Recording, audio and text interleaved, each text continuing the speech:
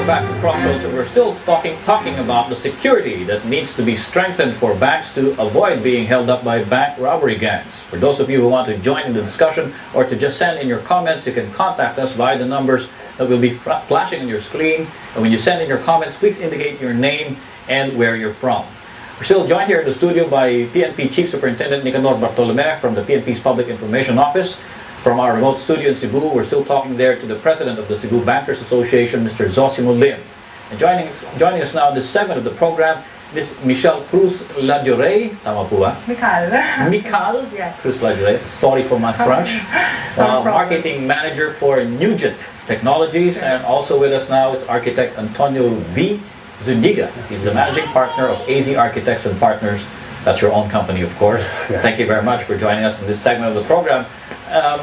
From the Cebu Bankers Association, from the PNP, of course, they're all talking about how bank security can be reinforced, how it can be improved, how it can be strengthened. We're talking about technological advances in security as well as physical advances. How buildings, the bank buildings or bank offices themselves are designed. Maybe first of all, let's ask the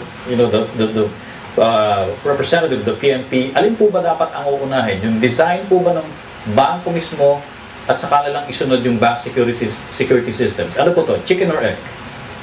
Pareho. Pwedeng, dapat sabay? Yes. Okay. Anyway, yung sa amin naman. Kung wala akong mga ganyang fancy gadgets, di ho dapat yung design mismo ng building ang yun na lang ang palakasin? Pwede rin. Plus yung aming visibility within the area.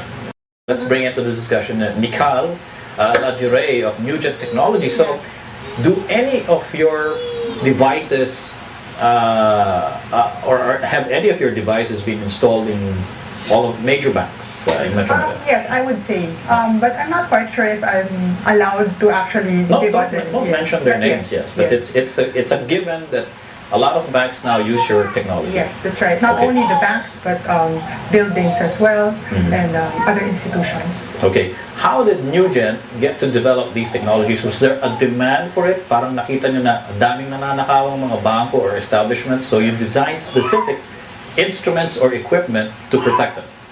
Well, initially, when Neugent was founded, it was actually triggered by the global terrorism attacks, etc. So when we decided, 9/11 naging trigger. That was a trigger, but of course, we're a pretty young company.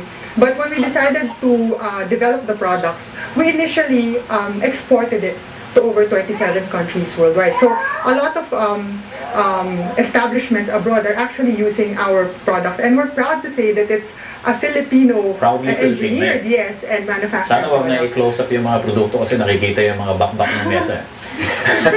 Nakakahiya kay architect. Anyway, yes. So anyway, habang kino-close up ng mga cameramen natin, pati yung mga bakbak sa mesa, what were those devices? Okay, first of all, that looks like a dome camera, if I'm not mistaken. Yeah. This is actually a dome camera, and you can see different LEDs. This allows you to see even in very dark areas. Okay, so may night vision. Yes, this is actually an IR camera. We call it an infrared camera. Okay, and that's usually mounted on the ceiling? It's mounted on the ceiling, yes. So hindi siya tago, hindi siya hidden camera? It's not a hidden camera. Okay. And the reason for it being in a dome is because kasi may mga ibang tao that they want to tamper with the camera. They want to change the angle. Easy is that? Yes. How easy is it to tamper With a dome something camera, like that? for example, for low ceilings, you use a dome camera para they can't just move the angle of view of the camera. So low ceiling? Low ceiling, because they can touch it, but they can't move the lens. Hindi nila. Yes. Yeah, but they can break it. There are actually other cameras also, depending of course on what you invest in. There are vandal-proof cameras as well. So even if you hit it hindi with a mababasag. hammer, hindi siya mababasag. Yes. Wow. That's And right. you didn't bring a sample of that tonight. Unfortunately, no. Hindi not siya tonight. vandal-proof, hindi rin transport-proof din siya. So, that's right. and then on your table again, what else do you have in front of you? What I have with me right now is what you call a digital video recorder card. Ito yung digital as opposed to analog. As opposed to analog, kasi sinasabi ni Chief Superintendent kanina. Now, an advantage of this digital video recording system is the fact that it's networkable. Now, what do I mean when I say networkable? Ibig sabihin nito that you can monitor events from a particular premise in a different location. So, for example, sa stasyon ng police.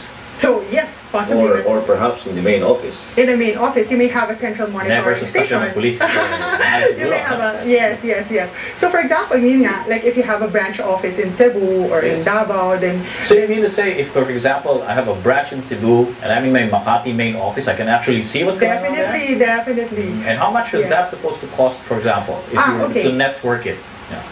Actually, our DVRs are already networkable. So this particular product Where is, do you install it po? Does it go into a PC or ano? yes, this particular product is actually targeting SOHOs or yung mga homes and small businesses. So this one is very affordable. It's actually the price of a cell phone lang. The price of a Yes. cell phone? Depende So- kung ano yung cellphone yun. 5110? It's actually, yes. No naman. Mga siguro, more or less around, less than No, 10,000. parang communicator. Parang Yes. telepono ni Chief Superintendent Yes, Bartolome. that's right.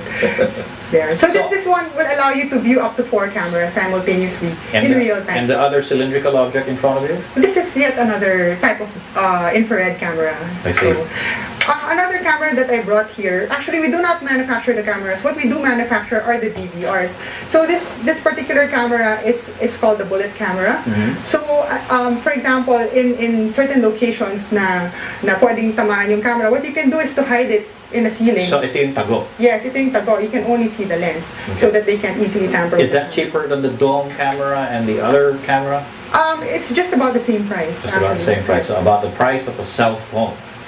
That's right.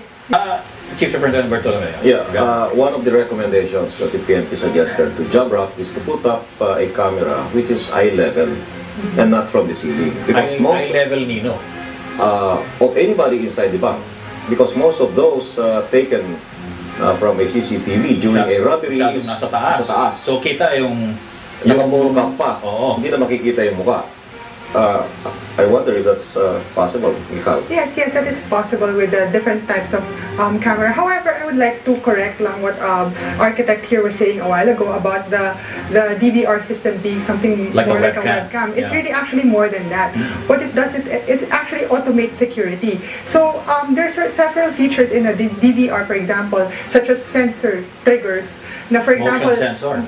apart from that, yan, other sensors, for example, door contacts. Pag ito, halimbawa, nabuksan, then it can send out a notification or via SMS or via email or send out an alarm. And therefore, the proper people can actually call the Pero authorities. Michal, Yes. total, binanggit na naman ni Chief Superintendent Bartolome. Paano nga pala kung yung mga tao naka-bonnet, whatever, kung mga medyo Yes. obscured yung mukha, wala namang cameras na That's can right. give you a better view of the suspects. Yes. Well, that could be one limitation. So basically, depende na rin sa build ng tao, I guess. I mean, it's gonna be difficult also to. What we can do lang, however, is see what transpired. Okay, so para may Yes, visual yes. record of how the crime Yes, that's correct. took place.